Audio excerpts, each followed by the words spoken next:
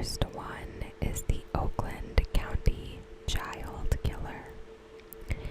He killed children and left the community terrified for years. One father pleaded on television. So the first one is the Oakland County child killer. He killed children and left the community terrified for years. One father pleaded on television for the killer to let his son come home and eat his favorite meal, KFC. When the boy's body was found, KFC was in his system. That's true insanity. Also, Patton Oswalt's wife wrote an incredible piece about the original Night Stalker, Golden State Killer for LA Magazine. It includes audio of a terrifying call the killer made to the family of the victim. Both of these killers are still at large.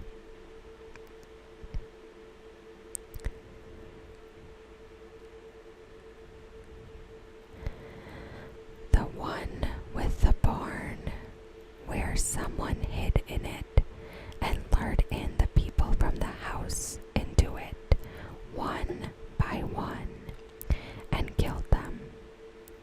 No one was caught, and the youngest girl was alive for hours in the hay, unable to move, amongst her dead parents and brothers.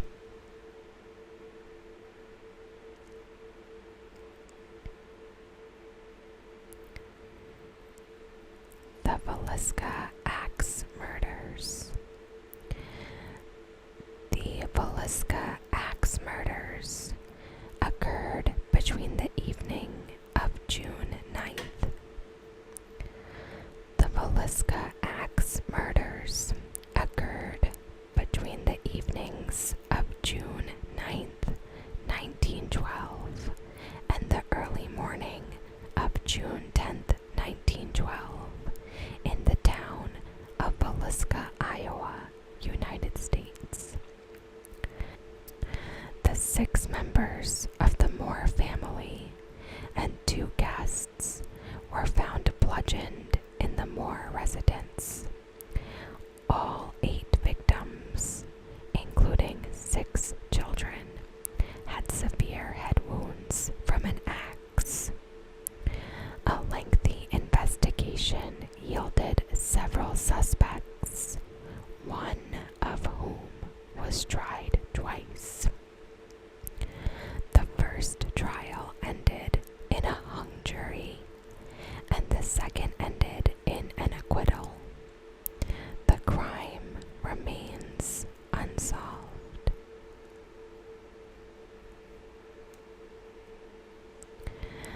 Lake Bodem. In 1960, 4 campers were attacked, 3 of them bludgeoned and stabbed to death. The survivor, who was severely wounded, described a dark figure with glowing red eyes. The case has never been solved.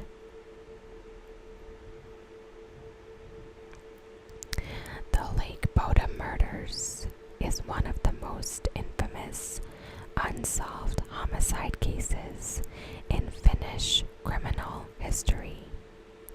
On June 5th, 1960, at Bodem Lake in Espoo, Uusimaa, Malia and Anja and Seppo Boisman were killed by stabbing and blunt force trauma to their heads while sleeping inside a tent.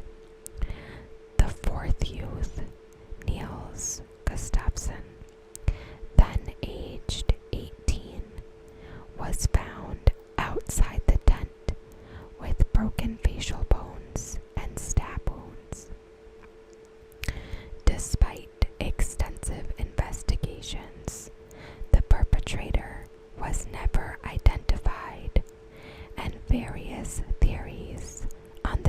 killer's identity have been presented over the years.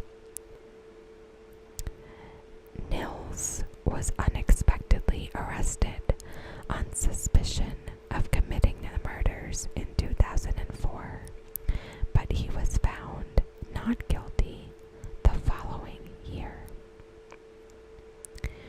So for the suspects, we have Voldemore Gillstrom.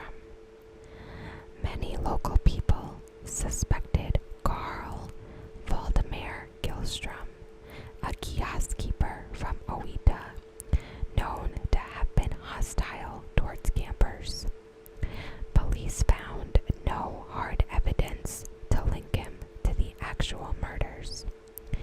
They were skeptical of supposed confessions he said to have made because they considered him disturbed.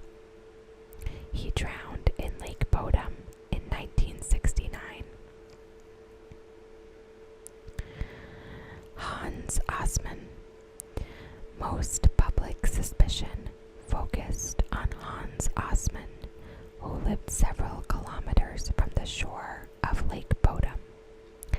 A series of popular books had a theory of Osmond committing the Bodem killings and other murders. It was not taken seriously by the police, as Osmond had an alibi for the night of the Bodem murders and was said to have been in Germany during the time of another murder. On the morning of June 6, 1960, however, he had shown up at a hospital in Helsinki with bloody clothes. The Zodiac Killer. The Zodiac Killer freaks me out like nothing else. Every single thing about that case is scary. He freaking wrote letters to the police and called them from crime scenes, and they still didn't catch him. The police sketch of him with the bag over his head is straight from Nightmare Town.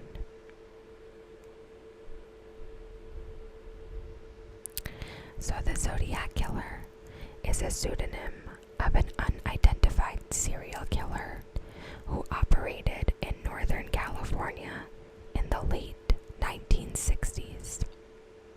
The case has been described as the most famous unsolved murder case in American history, becoming a picture of popular culture and inspiring amateur detectives to attempt to resolve it.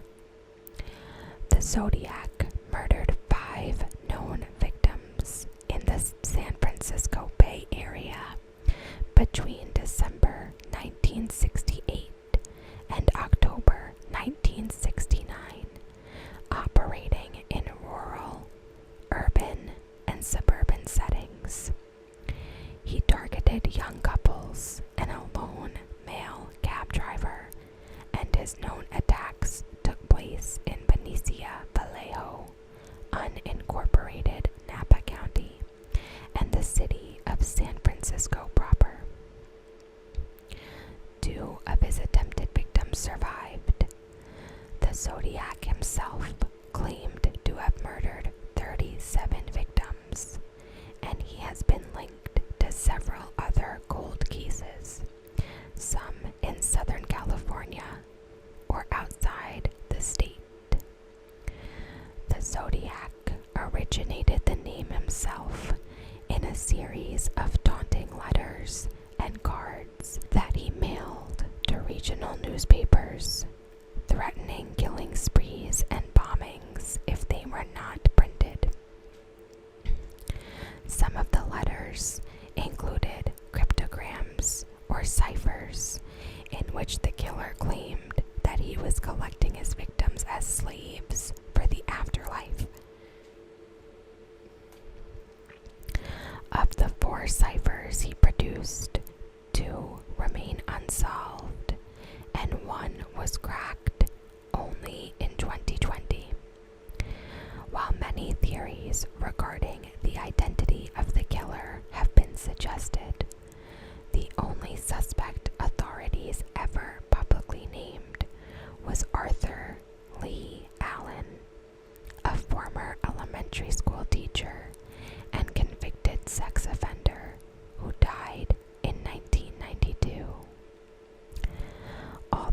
Zodiac ceased written communications around 1974. The unusual nature of the case led to international interest that has sustained throughout the years.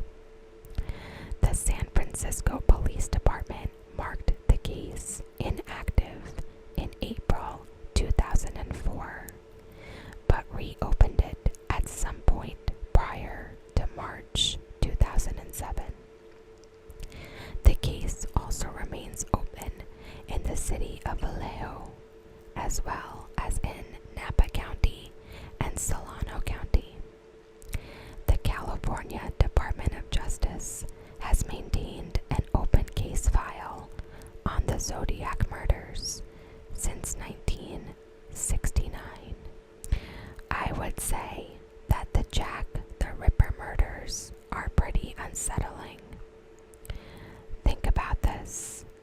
The level of surgical precision necessary to commit those murders in that fashion, the fact that he or she continued to taunt police with letters, and that the murderer was never caught. So Jack the Ripper was an unidentified serial killer active in the impoverished districts in and around Whitechapel in the East End of London in 1888. In both criminal case files and the contemporary journalistic accounts, the killer was called the Whitechapel Murderer and Leather Apron. Attacks ascribed to Jack the Ripper typically involved female prostitutes who lived and worked in the slums of the East End of London.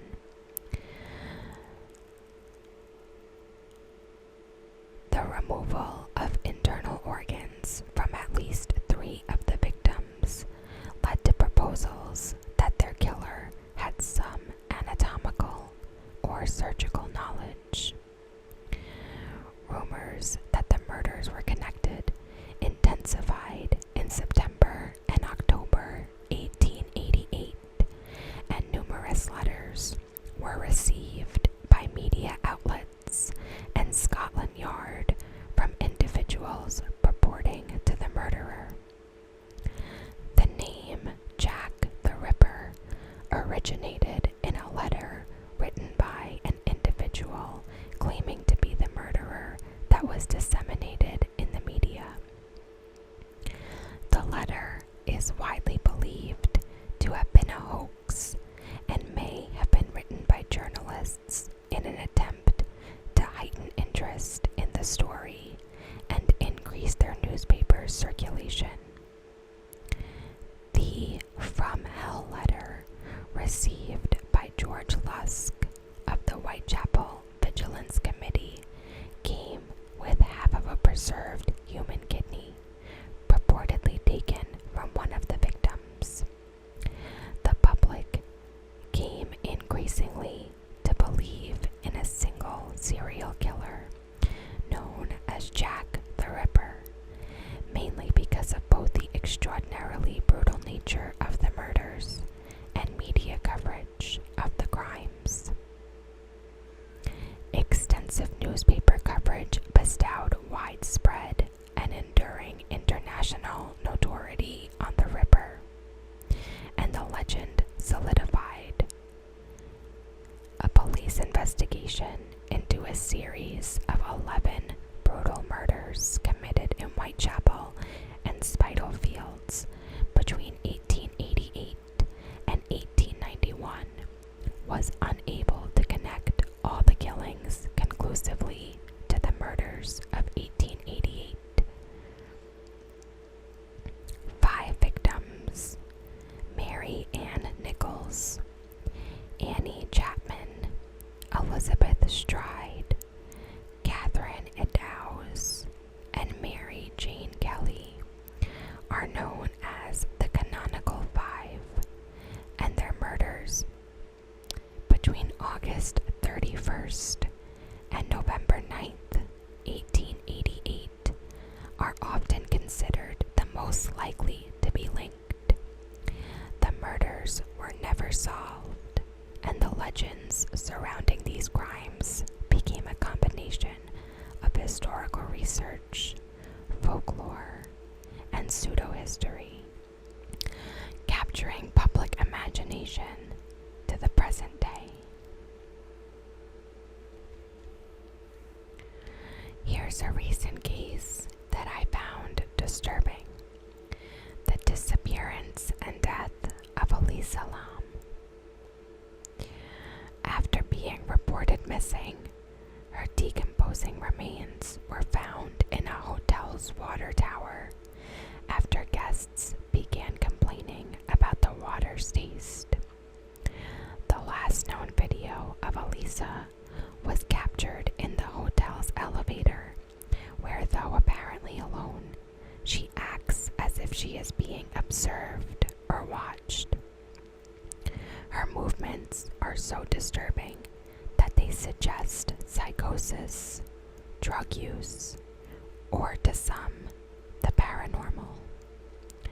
This is not to mention that the hotel she was staying in has a dark past, or that the test used in a deadly tuberculosis outbreak around the same hotel is called the Lam-Elisa test.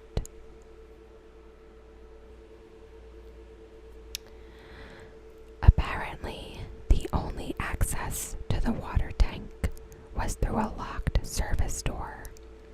The lid of the water tank was heavy to lift, and it was over 8 feet off the ground, but no ladder was ever found near the scene. One other creepy thing is that they knew to investigate the water tank because guests began complaining about the water quality. Think about that for a minute. It was also reported that they found no drugs in her system. Also, that she wasn't staying on the floor of the hotel this was filmed in. The door to the roof of the hotel was locked.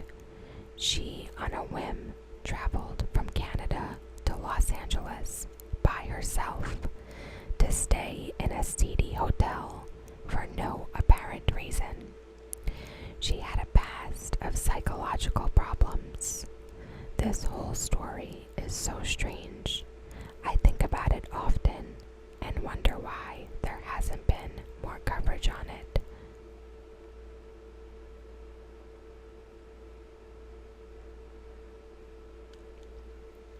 The Getty Murders.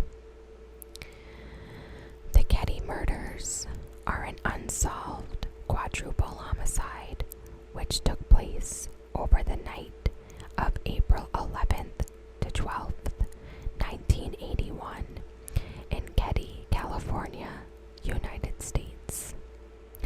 The victims were Glenna Susan Sue Sharp, daughter Tina Louise Sharp, son John Stephen Sharp, and John's friend Dana Hall Wingate. The murders took place in house number 28 of the Getty Resort. The bodies of Sue, John, and Dana were found on the morning of April 12th by Sue's 14-year-old daughter, Sheila, who had been sleeping at a friend's house. Sue's 2 younger sons, Rick and Greg, as well as their friend Justin Smart, were also in the house, but were unarmed. Tina was missing from the scene.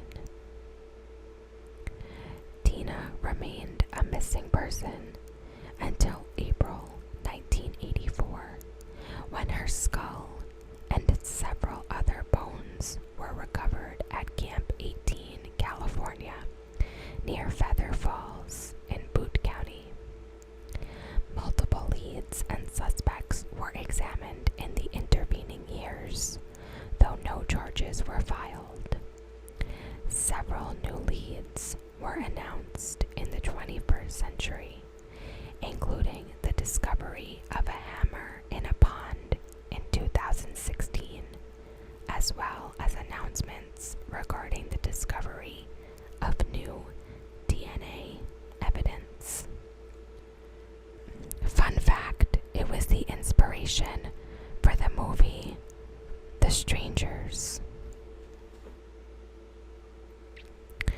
Benjamin Kyle, a man who was found unconscious and had very limited memory of his past. Benjamin Kyle was the alias chosen by an American man who had severe amnesia. On August 31st, 2004, he was found naked and injured, without any possessions or identification, next to a dumpster behind a Burger King restaurant in Richmond Hill, Georgia.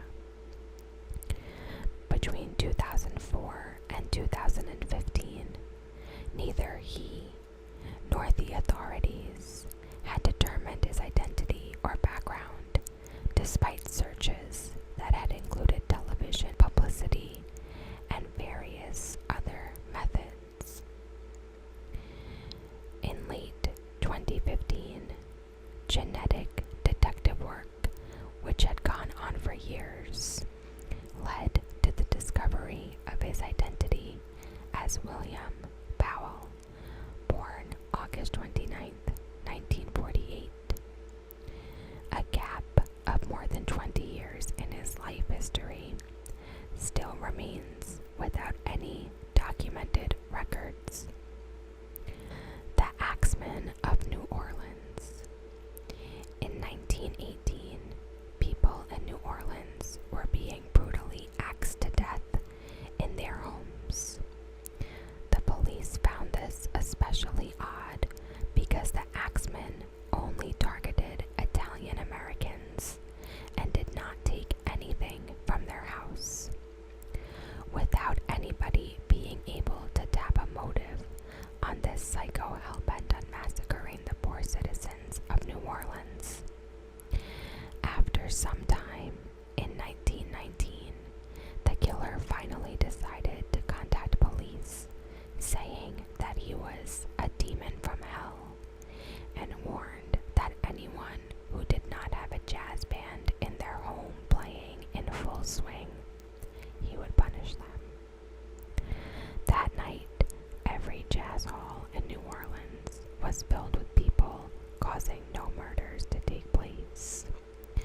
After that night, the murders subsided, and to this day, no one has been convicted of the murder of 12 people. The disappearance of the Beaumont Children. Jane, 9, Arna, 7, and Grant, 4, went missing on Australia Day, 1966, at Glenelg Beach in South Australia. No trace of them was ever found. One of the suspects, Bevan Spencer von Einem, sounds like one of the most nasty, sadistic men to have ever walked this messed up planet. The Beaumont Children were 3 Australian siblings who disappeared from Glenelg Beach near Adelaide, South Australia, on January 26, 1966, in a suspected abduction and murder. Police investigations revealed that, on the day of their disappearance, several witnesses had seen the children on and near Glenelg Beach in the company of a tall man with fairish to light brown hair and a thin face with a suntan complexion and medium build, aged in his mid-30s. Confirmed sightings of the 3 children occurred at the Golly Reserve and at Wenzel's Cake Shop on Moseley Street. searches, neither the children nor their suspected companion were located. The case attracted widespread police and media attention in Australia and across the globe, quickly attracting numerous suspects, hoaxes, and theories. The disappearance is widely credited with causing a change in Australian lifestyles, since parents began to believe that their children could no longer be presumed to be safe when unsupervised in public. The regular and widespread attention given to the case, its significance in Australian criminal history, and the fact that the mystery of the children's disappearance has never been explained has led to the story being of continuous public interest more than half a century on. The Black Dahlia murder case. Elizabeth Short, known as the Black Dahlia, was an American woman found murdered in the Leimert Park neighborhood of Los Angeles on January 15, 1947. Her case became highly publicized due to the gruesome nature of the crime, which included the mutilation of her corpse. A native of Boston, Short spent her early life in New England and Florida before relocating to California, where her father lived. It is commonly held that Short was an aspiring actress, though she had no known acting credits or jobs during her time in Los Angeles. She would acquire the nickname of the Black Dahlia as newspapers of the period often nicknamed particularly lurid crimes. The term may have originated from a film noir murder mystery, The Blue Dahlia, released in 1946. After the discovery of her body, the Los Angeles Police Department began an extensive investigation that produced over 150 suspects, but yielded no arrests. Short's unsolved murder and the details surrounding it have had lasting cultural intrigue, generating various theories and public speculation. Her life and death have been the basis of numerous books and films, and her murder is frequently cited as one of the most famous unsolved murder in American history, as well as one of the oldest unsolved cases in Los Angeles. It has likewise been accredited by historians as one of the first major crimes in post-World War II America to capture national attention. Somerton Man. The Somerton Man was an unidentified man whose body was found on December 1st, 1948, on the beach at Somerton Park, a suburb of Adelaide, South Australia. The case is also known after the Persian phrase "tamam shud," meaning is over or is finished, which was printed on a scrap of paper found months later in the fob pocket of the man's trousers. The scrap had been torn from the final page of a copy of Rubaiyat of Omar Khayyam, authored by 12th century poet Omar Khayyam. Following a public appeal by police, the book from which the page had been torn was located. On the inside back cover,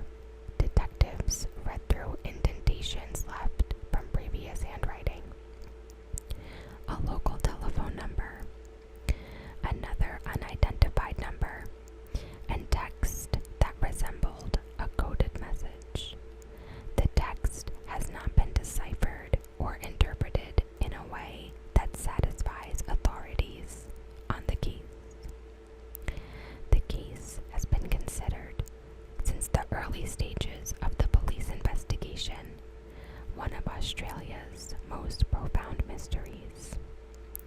There has been intense speculation ever since regarding the identity of the victim, the cause of his death, and the events leading up to it. Public interest in the case remains significant for several reasons. The death occurred at a time of heightened international tensions following the beginning of the Cold War. The apparent involvement of a secret code, the possible use of an undetectable poison, and the inability of authorities to identify the dead man. On July 6, 2022, Adelaide University professor Derek Abbott, in association with genealogist Colleen M. Fitzpatrick, claimed to have identified the man as Carl Charles Webb, an electrical engineer and instrument maker born in 1905, based on genetic genealogy from DNA of the man's hair. South Australia Police and Forensic Science South Australia have not verified the result, but South Australia Police said they were cautiously optimistic about it.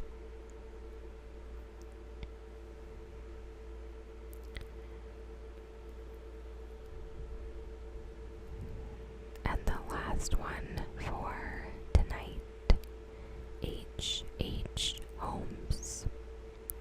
Herman Webster Mudgett, better known as Dr. Henry Howard Holmes, or H Holmes, was an American con artist and serial killer, the subject of more than 50 lawsuits in Chicago alone. Until his execution in 1896, he chose a career of crime, including insurance fraud, swindling, check forging, 3 to 4 bigamous illegal marriages, murder, and horse theft. Despite his confession of 27 murders, including some people who were verifiably still alive while awaiting execution, Holmes was convicted and sentenced to death for only one murder, that of accomplice and business partner Benjamin Beitzel. It is believed he killed 3 of the Beitzel children, 3 mistresses, the child of one of the said mistresses, and the sister of another. Holmes was executed on May 7th, 1896, 9 days before his 35th birthday. Much of the lore surrounding the murder castle, along with many of his alleged crimes, are considered likely exaggerated or fabricated for sensationalistic tabloid pieces. Many of these factual inaccuracies have persisted due to the combination of ineffective police investigation and hyperbolic tabloid journalism, which are often cited as historical record. Holmes gave various contradictory accounts of his life, initially claiming innocence and later that he was possessed by Satan. His propensity for lying has made it difficult for researchers to ascertain the truth on the basis of his statements.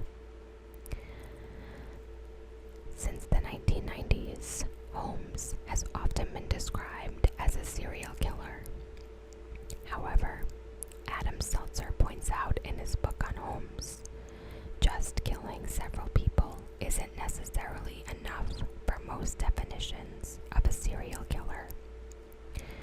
More often, it has to be a series of similar crimes committed over a period of time, usually more to satisfy a psychological urge on the killer's part than any more practical motive.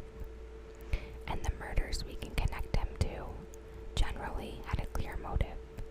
Someone knew too much, or was getting in his way and couldn't be trusted. The murders were simply for love of bloodshed, but a necessary part of furthering his swindling operations and protecting his lifestyle.